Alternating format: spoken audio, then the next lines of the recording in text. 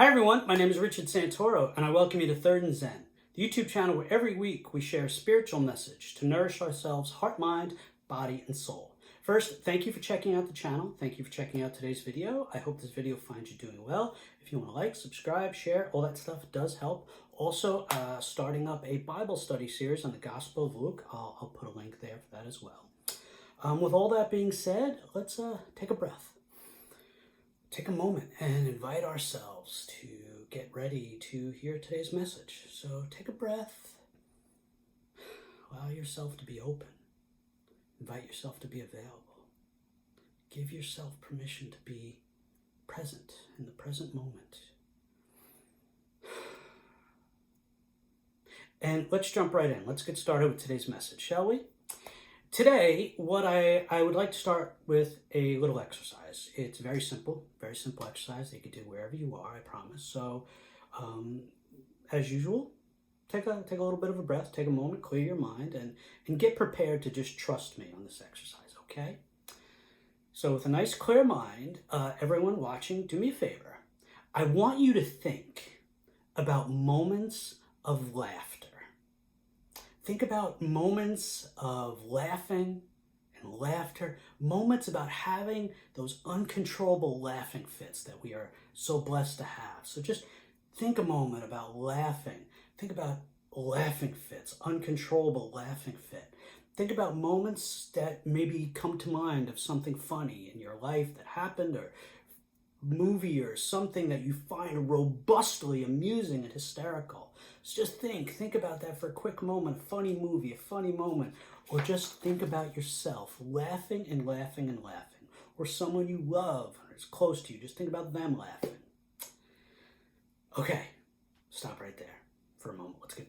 Let's pull ourselves back to this moment, this message. Now, when I first did this message in church, I could see everybody smiling and smiling, and I hope now that you were doing the same. And from my vantage point, when I was watching the church do this, I could see how everybody shifted from serious to joyful and smiling. And I hope, again, that's where you are right now. Now, being mindful about how we feel in this moment, as I asked us all to think about laughing, just being mindful about that, let me just point something out in this little exercise. If you shifted from that, just ready for a message, to laughing and feeling a little burst, a little pep there of energy and joy. I didn't change your circumstances with my little exercise, did I? I didn't come over and dump a pile of cash or retirement or, a dream home or dream vacation in your lap. I didn't snap my fingers and make all of our troubles disappear, did I? All I did was direct your mind to think about laughing. That's it. That's all I did. And hopefully, on the other end of this video, you were smiling. And I want to guess that you for a moment felt a little happy and a little joy. Nothing changed. Nothing changed about circumstances or life except a moment up here and in here. As the great Norman Vincent Peale has said, and I think I said this previously in a message, change your thoughts and you change your world. What is up here changed what is right here. And both of those changed what is right here. And my friends, that's the point. Finding joy can be that easy. Let me share a story to better make sense of all this. Let me bring this in for some cohesive and clear, coherent message. Do yourself a favor and go buy every one of Malcolm Gladwell's books. He's brilliant. He's become my favorite everything. In one of his books called Blink, Gladwell shares how in the 1960s, two psychologists set about documenting and cataloging every single one of our facial expressions. These two men, for about 7 years, sat in front of each other, and they sat in front of mirrors, in front of cameras, documenting and registering over 10,000 facial expressions, subtleties, and variations. It was quite a profound study, I promise you. Now, something unexpected happened in the course of these two men cataloging every conceivable facial expression. When these two men sat down to work on negative expressions like anger or frustration, they noticed something distinct. After a few weeks, they realized that they would go home afterwards feeling emotionally terrible, just awful, spending all day making facial expressions of anger, distress, anguish, hostility, melancholy. It left them just feeling so blah, to say the least. So they enlisted other colleagues to document the overall effects of their daily facial expressions. What they discovered was astounding, but not new to many people. But I'll get back to that in a moment. What they found was that their facial expressions alone were enough to create dramatic changes in their autonomic nervous system. Basically, we tend to think that when we're happy, we smile, and when we're angry or sad, we frown. But what this study showed about our physiology and our emotional makeup is that the cause and effect can also be reversed. In short, while being happy makes us smile, it is also true that smiling can itself make us happy. And while being sad or angry can make us frown, frowning itself can make us sad. And as I said in church once, I stood there and firsthand, I watched it happen. I asked the folks sitting in church to just think about laughing, and I promise you, they all smiled. And again, I hope that you looked as genuinely happy in that moment as they did in that moment. Happiness makes us smile, yes. And guess what, my friends? Smiling also makes us happy. And as I mentioned just a moment ago, this is no secret to many people. While it took a handful of scientists and psychologists nearly a decade and quite a bit of work to come to this scientific conclusion, many people, particularly Eastern philosophers, Eastern traditions, have known this and preached this for quite some time, to say the least. I can't say it any better than the great Eastern monk Thich Nhat Hanh, who says, sometimes our joy is the source of our smile, and sometimes our smile is the source of our joy. Sometimes our smile is the source of our joy. It is that simple. Smiling makes us feel good. Now, let me stop here and clarify something before I go any further. Believe me, I get it. Life is hard. Life is hard for so many reasons, and problems, they're real. They have an effect and they are real. And I know that they don't just go away by thinking about laughing. I get it. Believe me, I get it. The thought of a laughing fit or a Mel Brooks movie, for me and for any of us, is not going to completely take away those times when we feel like we can't even get out of bed.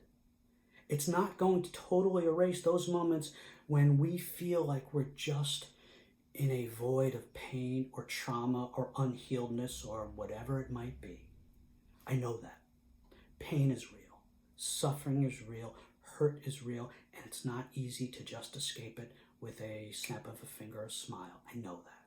And thinking about laughing isn't going to totally take that away. And my friends, that's not what this is all about. It's not the cure. But man, it helps. It really does help. And that's what joy is. Even if it is that one little moment, it can help. A thought of laughter, a smile, a moment of joy, it can be that light in the darkness when we can't see, anything. It is that breath of fresh air when we can't breathe. And it is that hand that lifts us up when we can't move. Will thinking about laughter in order to gain a smile or a small burst of joy cure all that ails us? No, It won't, but it will help. I promise. In those moments when we can't get ourselves up out of bed, thinking about laughing for a boost, it'll help. In those moments when we feel like we're in the void, thinking about smiling for a boost, it'll help. In those moments when we feel like we can't breathe, thinking about what brings us joy, it'll help a little, I promise. It won't erase all of the pain and suffering and hurt or whatever we're feeling in that moment, but man, it will help, I promise. You know what it's like? It's like this. There was a movie back in the 80s with Bill Murray called Quick Change. Maybe you saw it. It's Bill Murray and Gina Davis and Randy Quaid, and the story is they rob a bank in New York City, in Manhattan, and then they comedically spend the rest of the day trying to get out of the city. It's just one disaster after another, and nothing is going right as they try to escape New York City. Poor Randy Quaid in this movie is just getting destroyed, his character, the whole movie, and his character is barely hanging on. Finally, at one point, he just can't go on anymore. He's laying face down on the sidewalk, all beat up and defeated, and he just can't move. And finally, a bus comes along, and the door opens, and they're telling him, come on, this is our chance, come on. And he's just lying there saying, no, I can't, I just can't. And he's about to literally give up. And then the bus does that thing that they do, maybe you've seen it in towns or in cities, where it lowers ever so slightly, making it easier for people to step on board the bus. And then Randy Quaid's character sees it and just exhales and calmly says, okay, I can do it. That's what it's like. That little moment when we're deep in it, when we're up to our neck in life, and it's getting to us, and we feel like we just can't do it anymore. And then someone like me tells you, just think about laughing. And if you're willing, you do it. And a smile maybe sneaks onto our face, and some light sneaks into our soul. And a little bit of the pain is taken away, and it's replaced by a little bit of joy. And sometimes that's just enough to get us through that present moment. To get us out of bed when we can't lift ourselves up. And to help us out of that void when we can't do it ourselves. Sometimes it's just enough light in a moment of darkness. That's joy. Joy doesn't do away with all of our problems so that we live in a state of perpetual bliss. It simply rescues us and holds us aloft and afloat. Joy doesn't change our pain, our problems, or our circumstances. It simply changes us so that we can better deal with them in that moment or in the moments. Joy reminds us that, as Charlie Chaplin once said, nothing is ever permanent in this wicked world, not even our troubles. That's joy. And again, sometimes it is the source of our smile.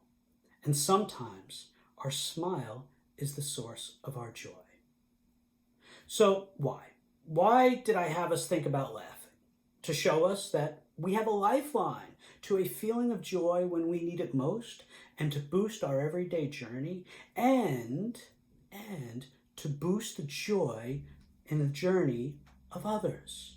My little exercise here, laughing, smiling, a joyful boost, I know that it will be harder for some to do this than for others. Not everyone can pull their head above water and think about laughing. And not everyone can find their smile or joy so easily. That's just life and circumstances. So maybe, just maybe, if someone can't find that moment to think about laughing, and they can't find their smile to boost their joy, maybe you can give them yours. We never know how our smile will lift somebody out of their dark moment and give them the joy that they need to get through it. Because we're all in this together, aren't we? We're all here to lift each other up when we can't do it ourselves, aren't we? We're all here to help each other find joy in this life, aren't we? You know, there's a moment in John's gospel, John's telling of the Last Supper, a moment where Jesus is with his closest followers, his loved ones, his circle, his immediate people, and he talks about being the vine and the branches. I am the vine, you are the branches. I am the true vine, you are the branches. And it's a reminder in that moment. Jesus is giving a reminder that we are all truly connected. And if one part of that vine is not getting the light and the love and the joy and the sustenance it needs, it affects the whole vine, doesn't it? We need to be mindful of that. The word complete in that moment, in that talking, that telling from John's gospel about the true vine, Jesus talks about the word complete. And at the end of the reading, he tells us that he will make our joy complete. He will make our joy complete. That's a lovely thought, isn't it? That Jesus Christ, that the Christ cares enough for us and would share his joy with us and would make our joy complete. Well, completeness is a very important part of life, and wholeness and joy and incompleteness can be a very challenging and unacceptable thing, can it? I like to think that we are to walk in the footsteps of Jesus and model our lives after his. And if he makes our joy complete, then we ought to look to also make the joy of others complete. Just like our love is not complete if it doesn't include ourselves, our love and our joy is also not complete if it doesn't include others, or if it does not include helping others find their joy. So again, it's simple. Smile at people. That's the least we can do to help people find their smile and their joy, isn't it? And that's not too hard. That's not too much to ask. Smile at people.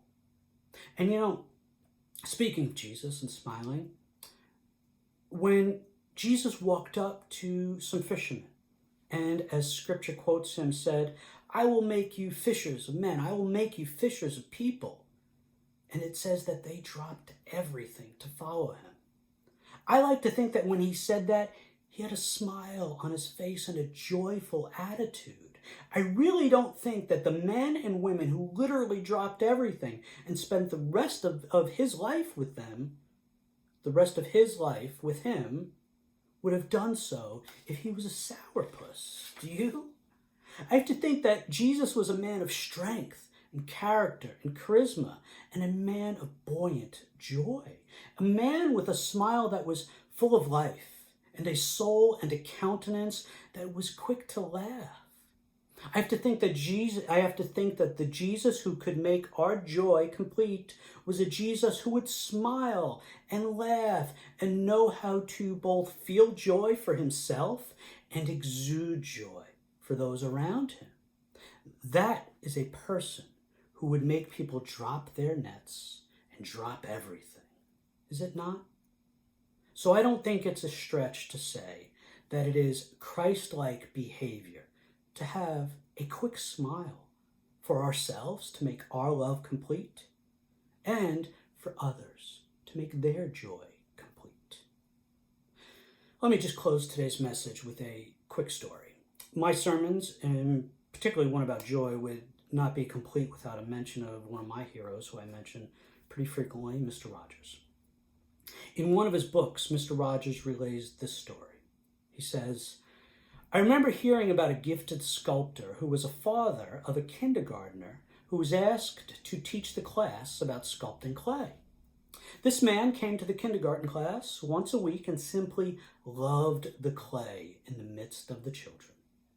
He didn't simply teach about clay, he just loved it and fashioned it, and little by little, the children began to love their clay and love what it felt like to work with it and love what they found they could make of it. That sculpting father came regularly for a whole year, and I'm told that not before or since have the children used the medium of clay in such imaginative, satisfying ways. All because they caught the enthusiasm of someone who loved what they did right in front of them. That is a wonderful model for our approach to life, isn't it? We can't always teach people how to love life or how to find joy, but we can exude a love and a joy for life in such a way that it impacts others. Like that man and those kindergartners, and like Jesus and those who dropped everything to be with him. And it can be simply with a smile.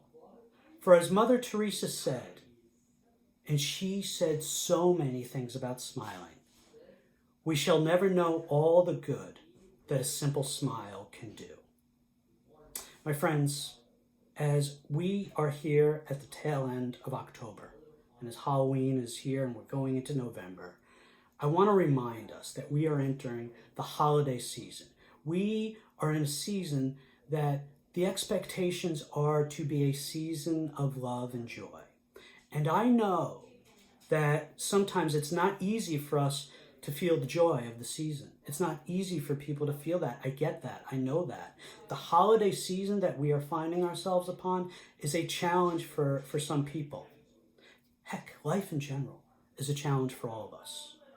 But if our smile can boost the joy of someone who can't find a smile and can't find some joy on their own, isn't it our place to walk in the footsteps of Christ and try to make their joy more complete? And for ourselves, if thinking about laughing can lead to a smile, and that smile can lead to a glimmer of joy, and that glimmer of joy helps that present moment become a better moment, then we owe it to ourselves to give it a try on a regular basis when we're in the darkest of places, or just those daily moments of difficulty, frustration, stress. Because again, we owe it to ourselves to do everything that we can to find even the smallest moments of joy, because our love is not complete if it does not include ourselves.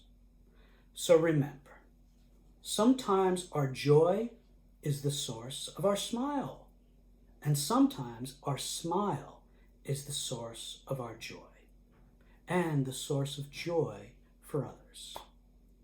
So thanks be to God, and smile as you were able, and amen. And amen. Okay, my friends, I want to thank you again for stopping by the channel, for checking out today's video. I hope you found it fruitful in some way for yourself on your journey. And I wish you nothing but peace and love and the fellowship of Christ and God and one another for you on your journey. All right, everybody, have a great day. Have a great week. Thanks again. I love you all. Ciao.